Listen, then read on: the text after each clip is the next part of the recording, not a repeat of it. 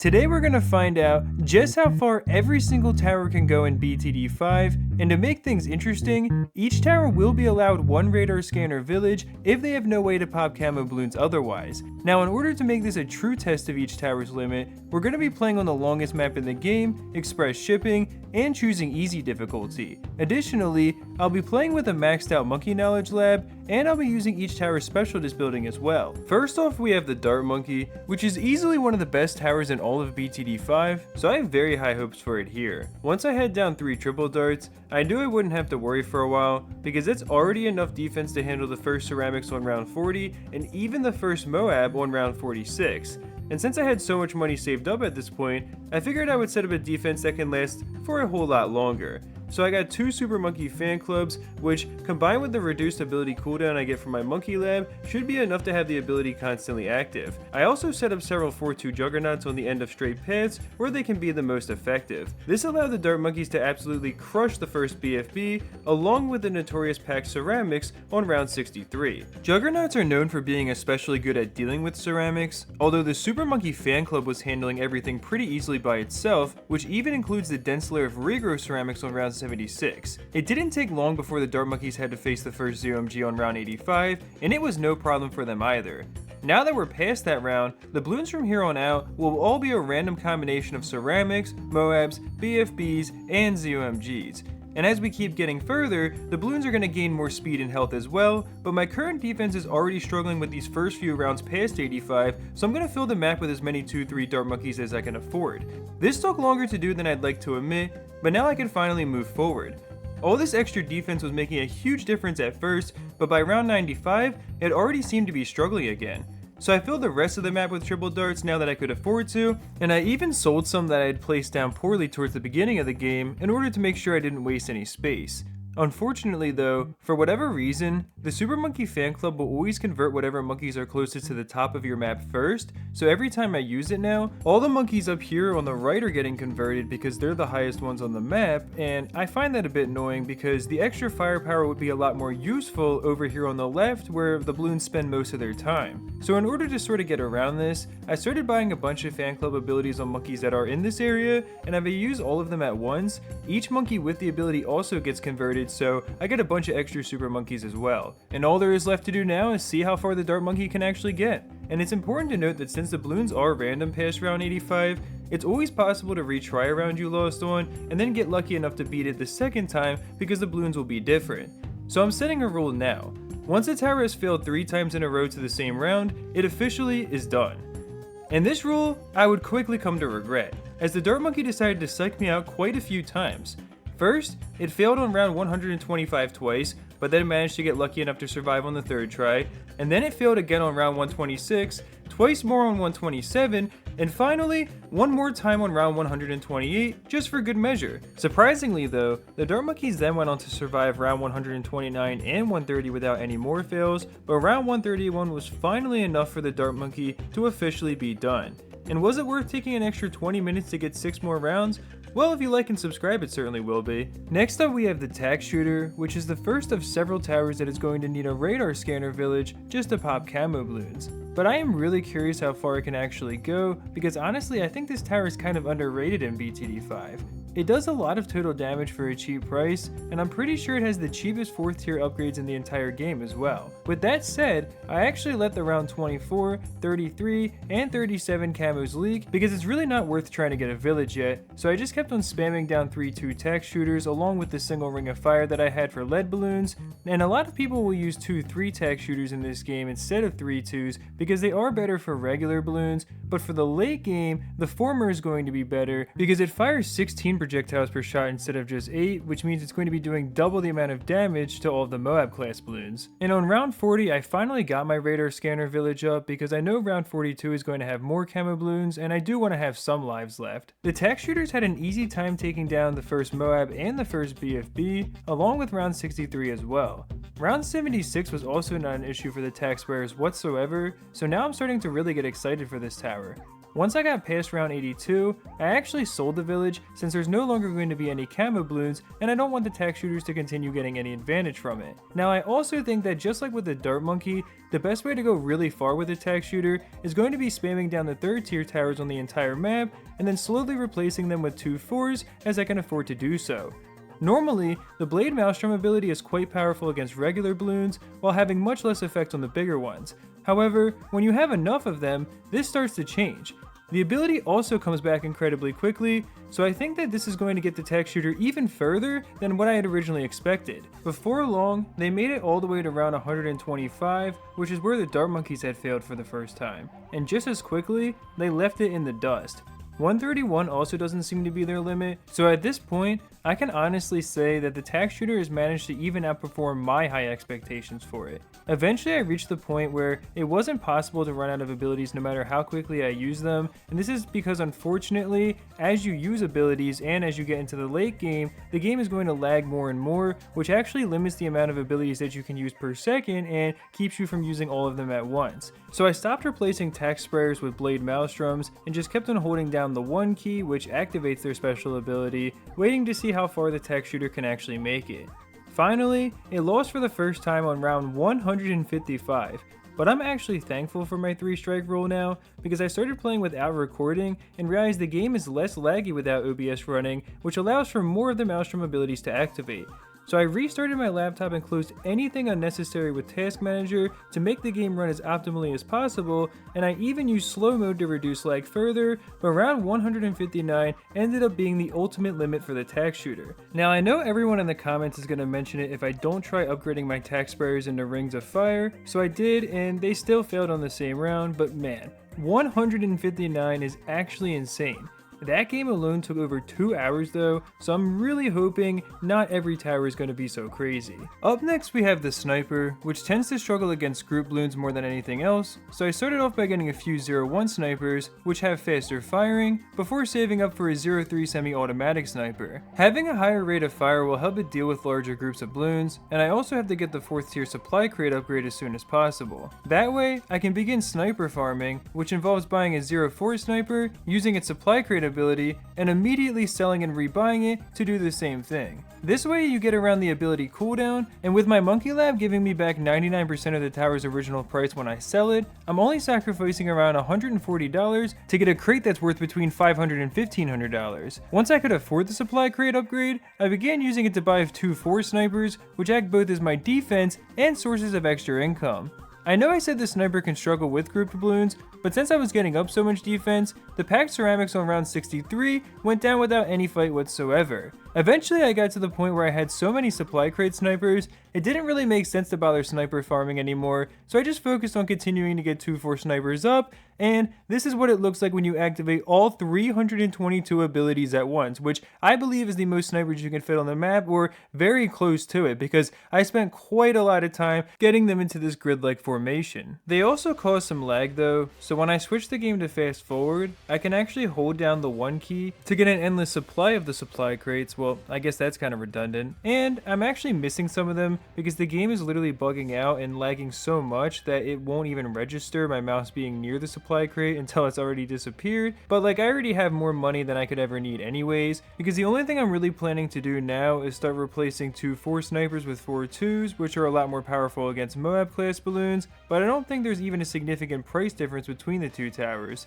Just for fun though, I spent a few minutes holding down the 1 key, and I kid you not, once I let it go, it took a full 75 seconds for the planes to finally stop coming. And during that time, you can't do anything else in the game either, so it's not like technically lagging, but I guess it is? I don't know, it's kind of interesting though, to say the least. Regardless of that though, I had over 7 million saved up at this point, so I figured I would just sit back and let the snipers keep doing their thing for a little bit. And that's what I should have kept on doing, but I really had it in my head that a 4-2 sniper is going to be better than a 2-4 in the long run, so I started replacing them, and this ended up actually making my snipers do worse, which I can especially tell when I look back at the footage. But I got really frustrated because I wasted over an hour just switching the towers back and forth, and it's already hard enough to fit them in the grid once, but doing it 3 or 4 times is quite the chore, so yeah, I wasn't exactly having fun at this point, but the sniper did get up to around 132, and now I'm just gonna bite the bullet and finally switch all of the 4-2s back to 2-4s and see if that can make it any further. If it doesn't, then I really am all out of ideas, and I believe that would be the true limit of the sniper. Replacing all of them this time around took me over 30 minutes to do on its own, and that's partially my fault because it took me so long to realize that you can actually make it a lot easier to place the snipers by just lining up the barrel of the sniper that you're currently placing with the one that's above it. And apparently this really helped me out because I actually have an extra 10 abilities now as well, and sure enough, this did in fact get through around 132. So I certainly wasted a lot of time on that whole side quest, but at least I now know that the 2-4 sniper is simply better than the 4-2. Well, maybe not that much better, because they still failed on round 135. But despite my wrist being sore from placing and upgrading 1,000 towers unnecessarily, I am really happy that I didn't give in to the desire I had to quit before I had actually reached the true limit of the sniper. Now it's time for the Boomerang to take its shot, and this tower might have one of the best specialist buildings in the game, as it allows the Boomerang to fire 2 rings at once, which literally doubles its popping power. This makes the 2-3 Bionic Boomer extremely powerful, although I am going to have to save up for the Glaive Lord as well, because that's the only way for the Boomerang to pop camo balloons. And I did have to leak them on both round 24 and 33, but once I was able to afford this upgrade, I knew I wouldn't have to worry for a bit, because the Glaive Lord is also extremely good at handling non-Moab class balloons in general. So I'm thinking it would make the most sense to have a couple of them in the top left corner, while spamming down 2-3 boomerangs on the rest of the map to deal the maximum DPS to the Moab class balloons. This worked extremely well, as they were able to easily handle the classic round 63 and 76 ceramics, along with tearing through the ZOMG on round 85. So I guess this is yet another tower that's going well past round 100, yay me. But at least by this point, I was smart enough to set up all the 0-0 towers preemptively while the early free play rounds were going on. That way I can at least save time by not having to set up defense between rounds, which can already take like 20 minutes on its own. As I was upgrading my boomerangs, I realized I had already accidentally bought a bunch of the turbocharged abilities, so I guess my muscle memory is still active from all the 2-4 snipers I had to create before, whereas this tower is only supposed to be a 2-3. But that doesn't really matter anyways, because I was still able to fill the entire map with 2-3 towers, and now I have a bunch of 2-4 towers right near the entrance where I already would have wanted them to be. I honestly thought this tower was going to be pretty weak, but as you can see, the boomerang is already passing through the round 125 mark, and it wasn't long before it was also surpassing the mark set by both the Dart Monkey and the Sniper Monkey. So now, it's still a pretty long road to reach the Tack Shooter's mark, but the Boomerang might actually pull it off based on how things are going right now. Speaking of the Tack Shooter, the Boomerang eventually started experiencing the same issue, where the special ability was causing too much lag to be fully used on fast forward mode. So I went through the painful task of slowing down the game to activate all of them at once, but eventually even this was causing a good bit of lag as well. Still though, we're already on round 155 now, and as the Boomerang managed to surpass a round that even the Tack Shooter had fallen to, the weight of this video really started sinking in on me. I was thinking that I could have reasonably finished this video in 4 days, but I've already spent 15 hours on the video today, and I'm not even done with the 4th tower yet. So, this is my last chance to either back out and cut my losses, or fully commit 50 plus hours to a game that most people consider to be irrelevant. Well, considering you're watching the video, I think you already know which option I chose. Despite my existential crisis, the Boomerang finally lost on round 165, which completely blew away any expectation that I had for it. I made the mistake of starting this run around 12 AM and got forced to play until nearly 2:30 in the morning because of it. Alright you guys, I promise I've gotten all my complaining out of the way now, and next up we have the Ninja Monkey, which is one of the few towers that can actually pop camo balloons as a 0-0, so I don't have to worry about leaking any of those for once. But to deal with lead balloons, I did have to get the Flash Bomb Ninja, which is also pretty effective against the other balloons as well, since it can temporarily stun them. Although the Bloon Jitsu definitely is going to be able to do the highest damage per second to the Moab class balloons later on, so that's the main one I'll be focusing on. I started getting down to 0-0 super early this time, and honestly I'm kinda surprised at how powerful they already are. Like the Moab got tore through pretty quickly. and even the BFB wasn't much of a match for my army of mainly 0-0 towers. But I did start upgrading them before round 63 had arrived, and the Bloonjitsus absolutely destroyed all the ceramic balloons there, along with round 76 as well. In fact, it went by so quick, I hardly even had time to notice the balloons on screen. And pretty soon, the ZOMG was also taken down. As you can see, I had already preemptively been filling the map with 0-0 towers, which I'm planning to upgrade into Bloonjitsus. But amongst a sea of them, you might actually notice I have a few Bloon Sabotage Ninjas, which have a special ability that can slow down all newly spawned balloons, even ZOMGs, by 50% for 15 seconds. Unlike in BTD battles, the ability can only slow down the balloons a single time though, so it won't be as effective here, but it should still make a huge difference. And on round 132, the ninjas actually lost for the first time because I wasn't using the ability, so let's see how much of a difference it actually makes. I really have to say though, I'm surprised by just how many towers are doing better than the Dart Monkey so far. I guess I really been underestimating a lot of the other towers in this game. The Ninja Specialist building also gives each ninja you have placed the ability to spawn a 0-0 clone of itself, so I started using that as well, although I'm really not sure how much that's going to help, but every bit makes a difference of course. And using 200 plus special abilities means that you're going to have to start slowing down the game in order to get all of them activated. So that's what I started doing, just like with the last few towers, and this allowed me to continue filling the map with Bloonjitsu ninjas, although I think that since they're more expensive than the Boomerangs were, this might actually be the first time I don't get to fill the entire map with a tower at once. Now on round 168, I decided to see what would happen if I didn't use the Shadow Ninja abilities, and was surprised to see that they immediately proceeded to actually lose. So I guess those 0-0 towers really are making some difference after all. And ultimately, with me using them, along with the sabotage abilities of course, the ninja ended up making it to round 175, surpassing the previous record holder of the Boomerang by 10 full rounds, the same way it did to the Tack shooter. But the bomb tower has a chance to humble everything that's come before it, as it literally has multiple upgrades that are dedicated to damaging Moab class balloons. But in the early game, it isn't so high, as this is the second tower that can't pop camo balloons on its own. Well, for the sake of full transparency, the Moab Assassin ability can actually pop camo balloons, but it only does 2 damage to them, and on round 82, there are 400 camo regrow rainbow balloons, which would constantly be, well, regrowing, along with requiring you to use hundreds, if not thousands of abilities just to take them all down, which would not be possible. So I got a radar scanner village on round 38, and I also have a 4-2 balloon impact, which is easily the best way the bomb tower has to deal with non-Moab class balloons, as it has a ton of stunning capability. But of course, with the first Moab quickly approaching, it was also time to get a couple Moab Maulers. Now, I am buying the frag bomb upgrade because it gives the tower a bit of extra range, and I also really think that those frags are actually going to help us deal with the thousands of ceramics that we're facing in the free play rounds as well. And now I have 2 balloon impacts near the entrance to also help us catch them. This worked incredibly well against both round 63 and 76, so I have a good amount of confidence in this plan moving forward. And as always, the ZOMG was next to fall, so now it's time to see just how far the tower that's literally dedicated to Moab mauling can actually get in BTD5. I quickly noticed how effective they are against grouped Moab class balloons, which makes sense because this tower has a projectile with a blast radius that can damage several of them at once, whereas the ninjas, for example, had to focus on only a couple at a time. This allowed me to rely on a relatively small amount of Moab Maulers while I filled the entire map with 0-0 towers, and the balloons still aren't even getting anywhere close to being a threat yet, and we're already past round 100 at this point. So I continued getting up more and more Moab Maulers now, and eventually every single bomb tower had been upgraded. From that point, I figured I would let them handle things for a while before I worried about getting the Moab Assassin abilities, and I was actually able to walk away from my computer to eat something in the time that it actually took for the bomb towers to really begin struggling. And at that point, I had enough money to buy a ridiculous amount of the Moab Assassin abilities, which also don't cause too much lag, meaning I could actually use them without turning off fast forward. It didn't take too long before every bomb tower was now a Moab Assassin, but then something rather tragic happened.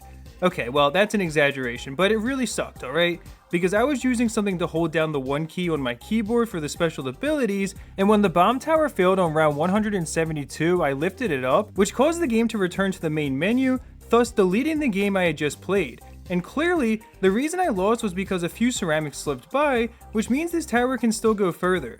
So I had to spend 2 hours replaying the entire game to finally get back to the point where I was before, and this time I mixed in a few balloon impacts and had all my Moab Assassins near the end targeted to first instead of strong. Seriously, if you haven't liked the video yet, surely I must have earned one by now. But this allowed them to set a new record with round 182, but still it was just a few balloons that were slipping by. So I set even more of the Moab Assassins to first and got a bunch of balloon impacts to line the end of the track, but this only got us through one extra round. So then I began slowing down the game and also activating the bomb's double range activated ability that it gets from its specialist building, along with still using the assassin abilities of course, but this still ended up actually failing. So I believe we have truly hit the limit of the bomb tower now. The next tower up is the Ice Monkey, which is now able to pop white and zebra balloons thanks to its specialist building. Additionally, it can also remove the camo from balloons now as well, so they're not going to be an issue either. In fact, the Ice Monkey is quite powerful against all regular balloons. However, it's not really equipped to handle Moab class balloons, at least not in a traditional sense. So I've been spamming down 2-0 Ice Monkeys since they actually have the Snap Freeze upgrade, which can each do a single damage to the Moab as it passes by. But as you can see, this already was barely enough to actually even pop it. And you might be thinking I should have just gotten the ice shards before, but this is why I said the Ice Monkey isn't equipped for Moabs in a traditional sense, because the ice shards will only try to attack regular balloons. However, if something like a Moab happens to be on top of one of those balloons, then the ice shards can also damage that as well. So my plan was to start mixing ice shards in with all the 2-0s that will be attacking ceramics, and then also damaging the bigger balloons, at least ideally. And this was sort of working out, but it definitely wasn't as effective as I'd been hoping for. Before the ZOMG came on round 85, I bought the Absolute Zero upgrade so that I could slow it down, and this actually was enough to just barely take it out. However, just a few rounds later, the Ice Monkeys already lost to the first free play ZOMGs that they had to face. But I did have some money saved up, so I got as many 2-0 ice towers as I could for extra damage, and as you can see, I also do have several ice shards mixed into areas where I'm hoping that they'll be attacking ceramics, but this still wasn't enough to beat the round. So I tried selling some of my 2-0 ice towers to get more ice shards near the entrance, hoping that this might make the difference, and I did beat a few more rounds, but it was only because the game decided not to send any ZOMGs on those rounds, and as soon as it did, the ice failed once again. So from everything I can tell, the ice tower is our first that can't even get past the ZOMGs in free play mode. But our next tower probably wishes it could even make it that far, because the glue gunner not only needs a radar scanner village to deal with camo balloons, but it also has absolutely no way to attack Moab class balloons in this game. As you can see, neither one of this tower's 4th tier upgrades have any effect on the first Moab on round 46, so this is where the glue gunner loses. The Buccaneer is the first of 2 towers that I'll be playing on a different map. Since it has to be placed in water, it actually makes sense to use Flooded Lane, which has the most water placements available of any map in the game. If I played on express shipping, I'd have to use portable lakes, and you can't fit that many of them, plus you can only fit 4 Buccaneers into each lake, which you can see is a real pain just to even pull off. Now, since this map is just a flooded version of Monkey Lane, it still has a decent amount of track length as well, and I'm able to place the Buccaneers much more ideally. The Destroyer is already quite powerful for its price, so with the Buccaneer specialist building turning its dart into a fireball, it's even more insane. This also prevents lead balloons from ever being an issue, and pretty soon, the first Moab was easily taken down on round 46. After that, I continued setting up more of the 0-0 towers, while also making sure to upgrade the ones closer to the entrance into more Destroyers. A 3-1 Buccaneer should be the most efficient way to deal damage, at least for now. And sure enough, they had no issue with the first BFB, nor with the round 63 or 76 ceramics. And after that, it was time to face the ZOMG, which also went down without much issue. And at this point, you can really see how much better Flooded Lane actually is for this tower, with just how many Buccaneers that I'm actually able to fit. My plan is to have the entire map filled with 3-1 Destroyers, and then let them go as far as possible. And once they fail, I'll use whatever money I've saved up from popping balloons to start upgrading the Destroyers into aircraft carriers, and we'll see how much further that gets us. And it looks like the Destroyers got to round 121 by themselves. Now, I'm not even sure if the carriers are going to actually make that much of a difference, but I have enough money to get a decent amount of them, so let's see what they can do. Well, I should have known all these extra projectiles were going to lag the game, but it does look like the round is getting taken care of, and sure enough, this upgrade is actually a lot more powerful than the Destroyer, so I'll keep using the money I earn to upgrade them as I go on, until I lose again, at which point I'll sell some of the Destroyers to get more aircraft carriers, and we'll see if that was actually worth doing. The reason I say if, is that an aircraft carrier upgrade costs as much as 4 entire Destroyers. So yeah, it's an improvement when you're just upgrading a ship from 2-3 to 2-4, but if you have to sell several Destroyers to get one carrier, that's a little bit different. Regardless though, I ended up getting to round 143, so then I replaced some of the Destroyers with aircraft carriers, which did get us through 2 more rounds, but as soon as there was a huge rush of ZOMGs on round 145, they still couldn't keep up. So then I tried having nothing but the carriers, which also failed on the same round, so this should be just about the true limit of the Buccaneer. Now the Monkey Ace, or if you're like me, the Airplane Monkey, would probably be really bad without any 3rd tier upgrades, but its special disbuilding as its machine gun, which absolutely tears through nearby balloons. However, until you can afford one of the 4th tier upgrades, the Ace actually has no reliable way to pop lead balloons. All it can do is randomly drop these pineapples, which of course have a really good chance of missing. But if you have enough 0-1 aces, you'll end up catching every lead balloon regardless, and pretty soon, I sold my 1-0s to get a 4-2 Spectre, which should have no issue catching everything that the game sends at us for a while. This includes the first Moab and BFB, along with rounds 63 and 76. Since this tower has such a large base though, I definitely won't be able to fit nearly as many of them as I have been able to with previous towers, which might affect how far it can ultimately go. But pretty soon, the first UMG was also taken down, and my plan now is to actually try filling the map with 2-4 ground zeros, since their special ability does 350 damage to every single balloon on screen at once. And I actually just discovered something amazing. When you destroy balloons with the ground zero, you get 100% of their pop value, whereas normally, pops are worth less and less as you get past round 50. So this allowed me to very quickly fill the entire map with this expensive tower, but there is just one issue: lag.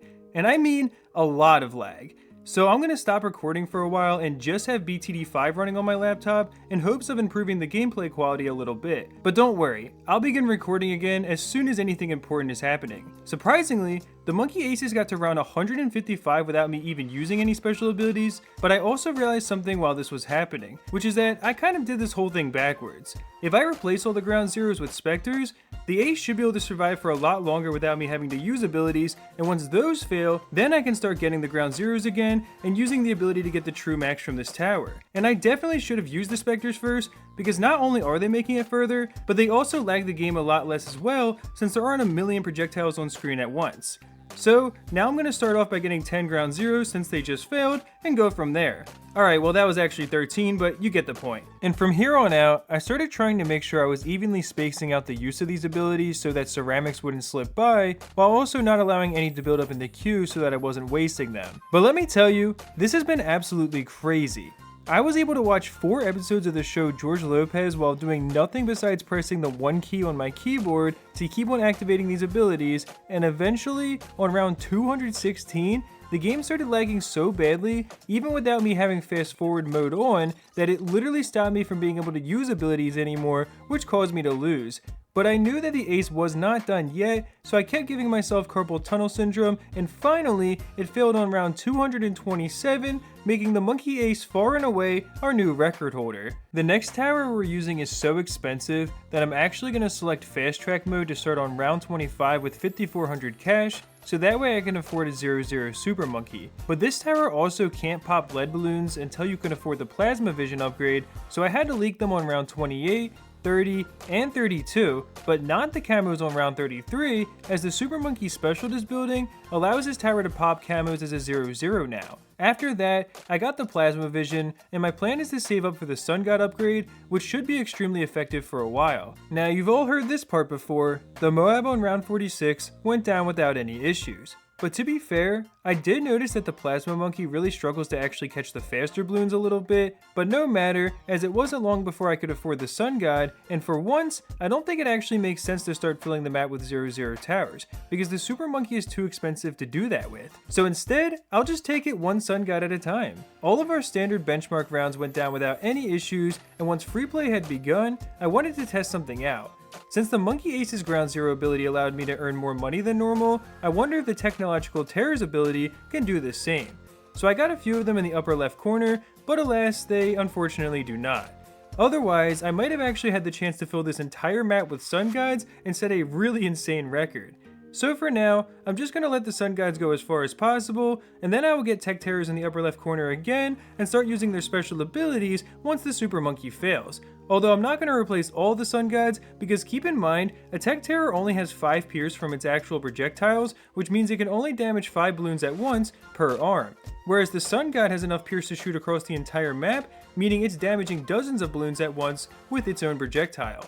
Now, they ended up failing on round 163, so it's time to see just how much further we can get with some technological terror abilities in this upper left corner where the balloons have to loop by several times. And keep in mind, this ability does 1000 damage to as many as 100 Moab class balloons within the radius of the tower activating it. Well, apparently the Sun God is so much better than the Tech Terror that this actually didn't help at all because we failed on the same round. So now, it's time for my final idea, which is to start creating temples. Obviously, I can't sacrifice other towers to it, but I can still sack a $31,000 04 Tech Tower to each temple, which will give the main projectile its max strength, along with adding a volley of tacks. Now, I don't think this would have actually been able to get any further if the temple didn't get a new activated ability from the special it is building. This allows it to briefly attack with double speed and fire 2 beams at once, which has been enough to get us substantially further. And as we make more money from the balloons, what I've been doing is getting a new Sun God and a Tech Terror next to it, then I'll get a few more Sun Gods towards the center of the map,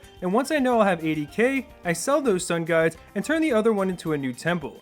And ultimately, this got us all the way to round 210, so if the Aces Ground Zero hadn't been so ridiculously overpowered, this would have been a really impressive new first place. And now, it's time to see what the Wizard Monkey can do, which I guess is really called the Monkey Apprentice, but yeah, I'm sticking with Wizard Monkey. Now of course, this tower has zero issue with camo or lead balloons, and in my previous testing, I found that the Dragon's Breath is a better value than the Phoenix, so I'll be filling the map with 1-3 wizards first. But I will still be testing out the Phoenixes once these wizards fail, and the reason I'm skipping over the Lightning is because I can save a good amount of money by not getting it, and I don't think the Lightning actually does much of anything against the Moab class balloons. Now the Dragon's Breath did a good job at handling everything up to round 85, but for a brief moment, I actually thought this game was tossing me a lifeline when it looked like the wizard was struggling with the early free play rounds. But as I kept on getting up more Dragon's Breath, that quickly started to change, and of course, they also make the game lag a ton, so once again, I am going to stop recording for a little bit to hopefully have the game run faster. The Dragon's Breath wizards officially failed on round 134, so I replaced a bunch of them with Phoenixes, and this actually is more powerful, but it's so laggy now that there are times when the game won't let me use the abilities for several seconds despite me constantly spamming down the 1 key and not being in fast forward mode. So I'm going to have to continue not recording and probably restart my laptop again to optimize the game somewhat. And I was able to get things running more smoothly, but honestly, the wizard didn't go as much further as I had expected, with the Phoenixes ultimately failing on round 138. Now this should go without saying, but the village and farm both cannot do anything. To be fair, the village does have one upgrade that can attack, but even if you use fast track mode, it's completely impossible to save up for it. The mortar should be pretty interesting though. And the first thing you should notice is that it actually now has targeting options thanks to the mortar's special it's building, which is going to make this tower so much better than it would have been otherwise. Every balloon that's hit also gets briefly stunned now, which is just an extra cherry on top. And I don't expect any of the balloons to really be an issue, although it's important to note that since the mortar can't pop black or zebra balloons, I have to make sure to get the Burning Stuff upgrade so that they can set them on fire and damage them that way. I'm also really curious how the mortar will actually fare against Moab class balloons, especially once we get to free play. Based on my experience beating Impoppable mode with this tower, the 4-2 big one is better against them than the 2-4 artillery battery is. However, the battery comes with a special ability that can stun every balloon on screen temporarily, and it's a really temporary thing, it's like a second. But I will be buying and selling the tower over and over to keep stunning the balloons as much as possible once it becomes necessary to do so. You can already tell though, the mortar is struggling a little bit with the first Moab, but with ceramics, it's the complete opposite. And this has to be the first time that you literally can't even see round 63 making it onto screen basically. And for some reason, the big one says it only does 3 damage per shot, but in reality, it actually does 5, just like on the Flash version. So yeah, these balloons never really stood a chance. But honestly, I really do think the mortar would have failed pretty early during free play if it hadn't been for one thing. I quickly noticed I was getting my defense up suspiciously quickly, and as it turns out, the mortar appears to have the same income generation glitch as the ground zero. So it didn't take long to get my entire map filled with big ones, and now it's time to see just how far they can make it on their own. I'm definitely really curious about it myself, because honestly I wasn't expecting to get this chance to fill the entire map up with them, so yeah, this could be pretty cool. But can you imagine if I had to try doing all of this micro myself? Like, it would literally be impossible for the mortar to do anything. But with that being said, for a while here, they were handling things really well, but eventually, the mortars would end up failing on round 140. But before I started using the artillery battery, I wanted to see if switching some of the big ones over to strong would actually make a difference, so I switched about half of them, but instead, this just caused some really weird lag, and they definitely did not make it any further. So then I began trying to micro the artillery battery ability, and this did get me through a round, but my micro was already pretty bad, and the lag was making it worse, so I figured I would try selling several of the big ones to replace with batteries, and that way I can have the balloons stun for longer. But this wasn't enough to survive, so then I had the horrible idea to replace every big one that remained, which led to me spending 15 minutes on a single round, as the balloons moved 1 pixel per second since they kept getting stunned, and this ended up failing anyways. So I have to admit, with this tower, if you had better micro than me, you could definitely get a little bit further using all big ones in a single artillery battery, but this is definitely close to the tower's limit, I believe. And now it's time for the Dartling gunner, which I'm placing in the bottom right corner so it can shoot across the entire map, while also aimed at the upper left corner, where balloons spend the most time. This tower can actually see camos as a 0-0 in the game like the Ninja, but when it comes to leads, the Dartling gunner has the silliest upgrades imaginable, because for some reason, actual laser beams cannot melt lead, but poison darts can? Okay, if it works, it works. My plan for now is to keep getting more 2-1 Dartlings, which are already extremely powerful, especially for their price. And once I can afford it, I'll be getting the Ray of Doom over the Bloon aerial denial system, because when I was trying to beat BTD5 with a single tower, I found that both of them do about the same damage per second to individual targets. However, the Ray of Doom has enough pierce to shoot across the entire map, which the Bloon aerial denial system definitely cannot do. So the Ray of Doom is probably going to be better during free play. Additionally, it also nearly instantly destroys anything ceramic and below, so with that tower, there shouldn't really be a chance of leaking any regular balloons, which has caused us to lose several times with other towers. As for now though, the army of 2-1 Dartlings has been able to easily handle the first Moab on round 46, along with the first BFB on round 60. And while they can't handle ceramics like the Mortar did, those did not prove to be an issue either.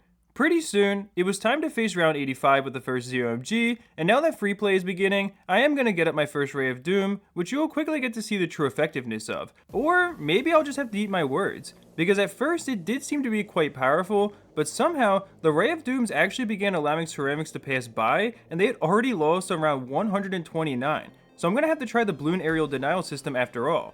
And, well, I can admit when I was wrong, because these are actually doing way better than the Rod, despite having the limitation of lower pierce. Although the Dartling gunner still looks less impressive overall than what I had expected, I can't lie. And as I began pressing the 1 key for the tower's special ability, I realized this was getting ridiculous. So I installed auto hotkey, but I got frustrated when I couldn't find a script within 5 minutes, so like a caveman, I'm continuing to sit here, pressing the same key over and over.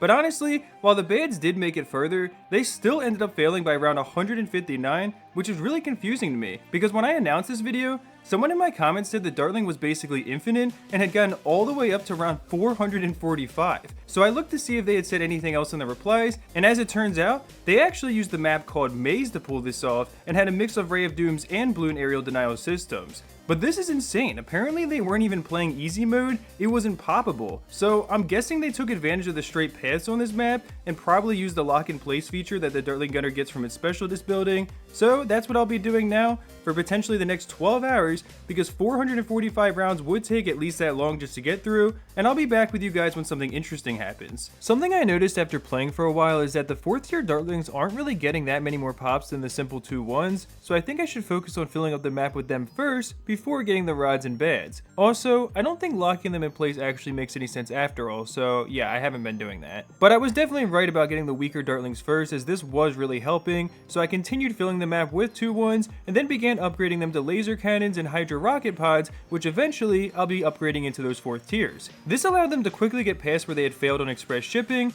and eventually I had to slow down the game so I could aim the Dartling gunners, but this part is really tough for me because I still failed on round 187, and I know after what you've seen in that comment, this is incredibly disappointing. I feel the same way. I don't want to deliver such a subpar result, and clearly I'm the one who's playing poorly and allowing the Dartling gunner to lose, because it's up to me to control it. So I tried again, and I was able to beat the round, but I also think I should get the bads first, since they're about half the price and seem to be really powerful, and then if I can afford it, I'll worry about getting the rods again. The gameplay was pretty miserable at this point, because it was going by so slowly, and I stopped recording to reduce the lag, but eventually, after a few hours, I managed to get to around 270, which involved me failing quite a few times along the way, so I just do not understand what Hunter must have done, but hopefully he sees this video and can let me know, because I'm definitely not very good with the Dartling quite clearly. But now, we're on to the Spike Factory, and I know you're thinking I shouldn't have placed it so far up on the track, but I just don't want every round to take forever in the beginning, so that's why I didn't put it further down, and I promise you this tower will still hold up in the early game regardless. And you might have noticed how the 0-0 Spike Factory was already generating some full spike piles, and that's because each pile of spikes can actually pop 50% more bloons thanks to the Spike Factory special building. And then on top of that, they also have a 40% chance of gaining double their normal popping power, which is thanks to the way that the damage upgrade works that comes from your monkey lab.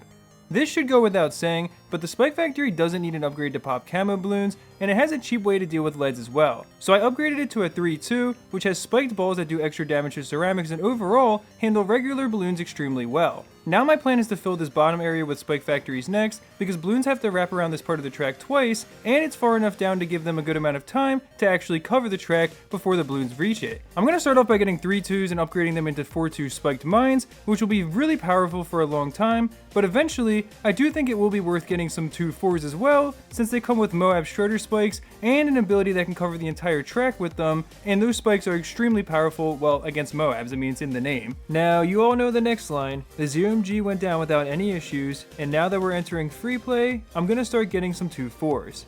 At first, I tried placing them in the center of the map so the ability could cover the whole map evenly, but then I realized that's kind of dumb on my part, so I filled the left corner with them, that way they can cover the area where the balloons spend the most time, and all the ceramics that don't get caught up here can just be dealt with by all the spiked mine factories at the bottom of the track. At first I wasn't really sure about this plan, but it did start becoming more effective as I was able to build up my defenses further, but as always, the lag was getting pretty bad, so I stopped recording for a while. Eventually, I actually sold the 2-4 so I could fill nearly the entire map with 2-3s, because that is a more reliable form of defense when you have so much lag, as opposed to special abilities that sometimes won't even activate. And just to show you how bad things have gotten, it took the game like 20 or 30 seconds to finally register that I had clicked on an upgrade, and another minute to realize I had clicked off the tower. The game is so bad now, I can't even activate special abilities while fast forward mode is turned off, and apparently it's using about 25% of my CPU by itself, whereas everything else on my laptop combined is using about 5%.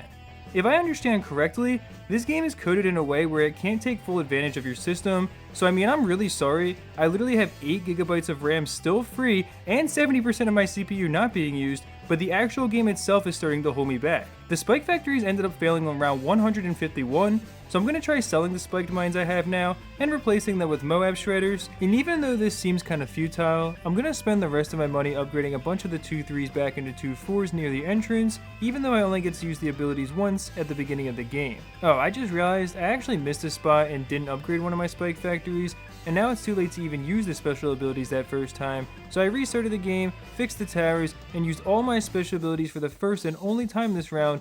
Literally, I can spam the 1 key as much as I want, and nothing happens at all. I guess the game is having trouble accounting for every single pile of spikes that is on the ground at once, but this change did get me through the round, and it's funny how all the abilities finally activate right when the next round begins, as the game can finally process things normally for a brief moment. I developed sort of a strategy in all this chaos, where I would crush the first wave of balloons with all the abilities, allowing the rest of the Spike Factories more time to cover the track, and then I'd wait for moments where I noticed the lag has gone down a bit because a bunch of the spikes got used up, and try to activate all the abilities in those moments as well. Although having OBS running while playing definitely makes those moments a lot more rare, so I only recorded this footage to have something to show for what I was explaining. Ultimately, they ended up getting to round 180, which was definitely helped by the fact that I could actually activate abilities when I was getting close to losing because most of the spikes were being used up for once. Just like with the Super Monkey, the helicopter required me to play on fast track mode in order to start with it, and I have a feeling that this is going to be another laggy tower as well. But after dealing with the Spike Factory, I should be prepared for just about anything. Thankfully, the Razor Rotor upgrade allows the tower to pop lead balloons for a relatively affordable price,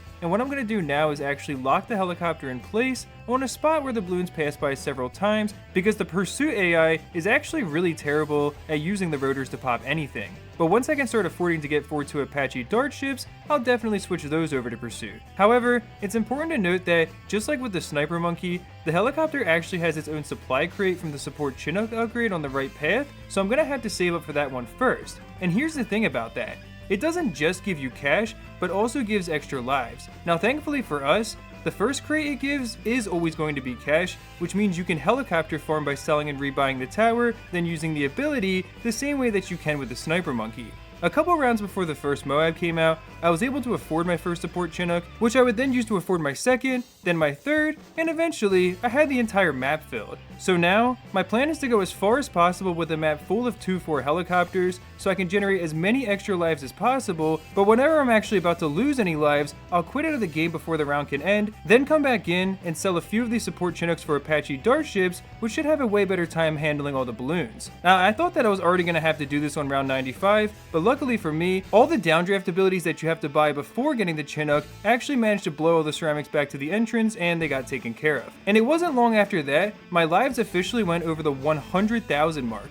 But pretty soon, I did end up having a lot of balloons escaping, so now it's time to get a few Apache Dart ships. But I really just want to get the minimum amount that can successfully defend, so I can keep as many Chinooks as possible.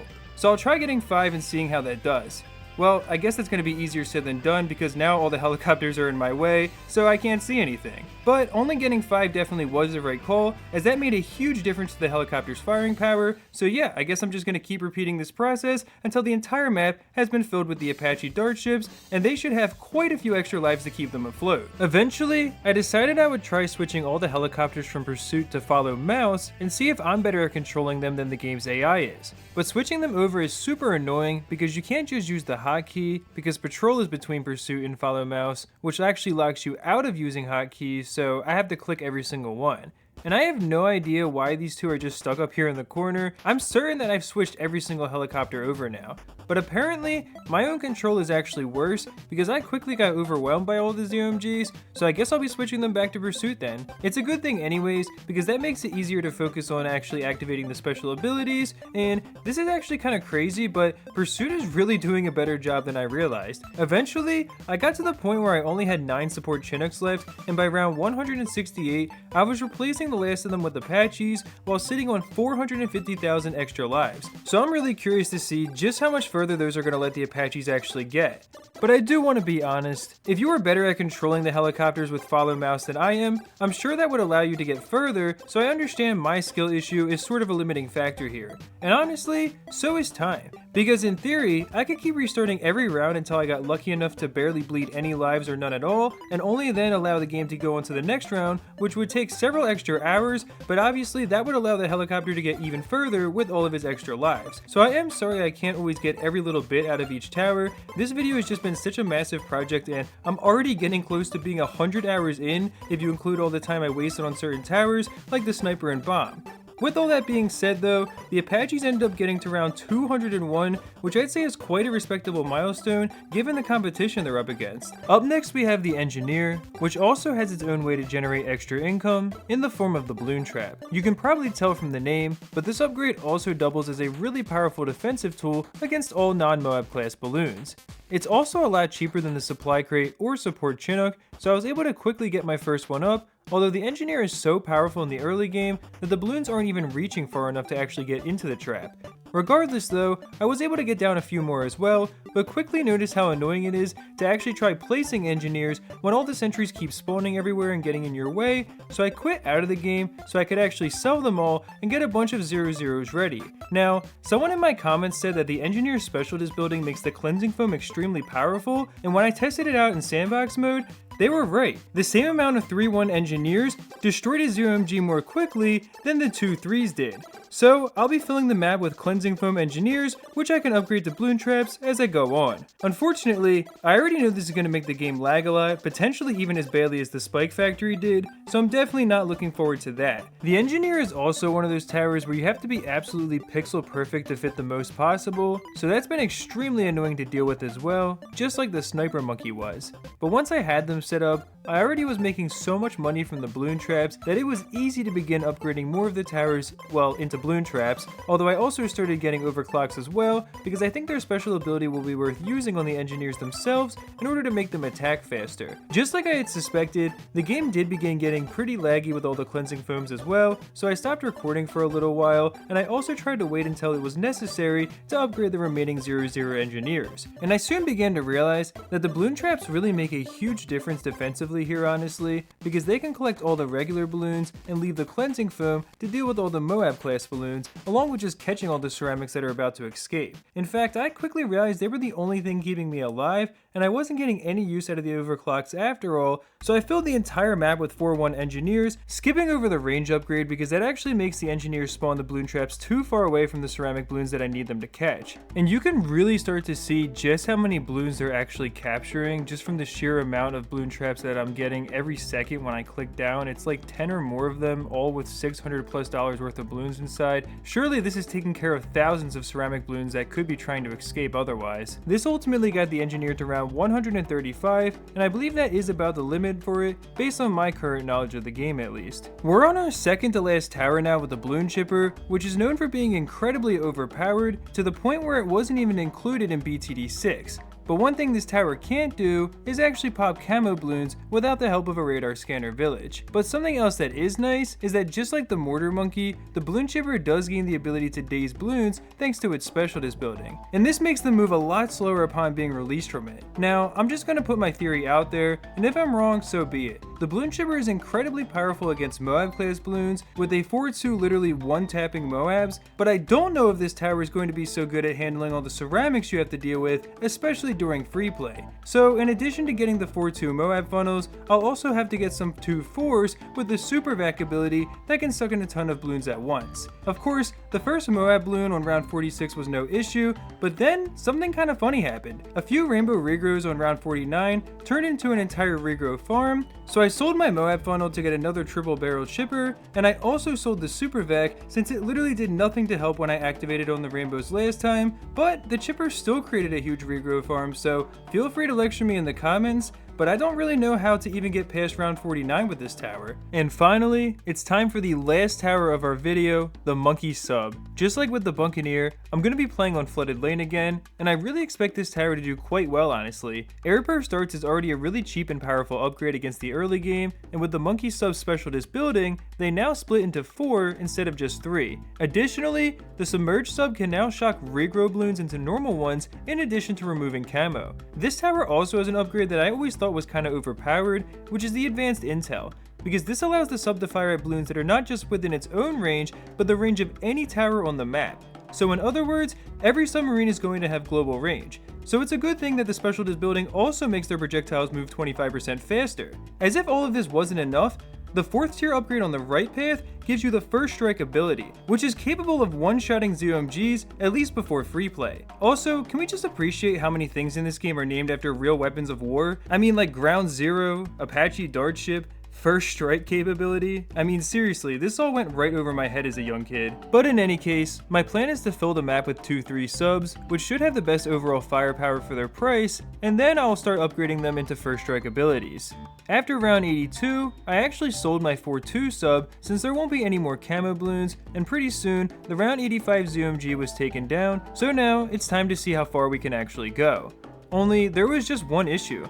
The subs are actually struggling to catch all the ceramics, and they've already lost just a couple rounds into free play. So I'm going to try selling all the 2-3s and getting 2-2s, because maybe the ballistic missile isn't actually worth getting yet. And yeah, it turns out the army of 2-2 subs is actually enough to keep going further. So pretty soon, I filled the entire map with them, and now of course, I'm going to start getting more ballistic missiles again to add extra firepower, since there isn't any more room for new submarines anymore. With all these projectiles on screen though, the game is getting nice and laggy, just like I've become used to. I was kind of surprised by this, but they actually ended up failing on just round 129, I guess because at this point, the free play rounds will send you several big waves of ZOMGs, so now it's time to upgrade a bunch of these subs into First Strike abilities, which I guess I should also target the strong, so they can take out the ZOMGs more quickly. You can really see just how miserable the gameplay becomes whenever the towers are dealing with ceramics, and keep in mind this is without fast forward mode being enabled, but then when the Moabs come out, it's actually completely fine.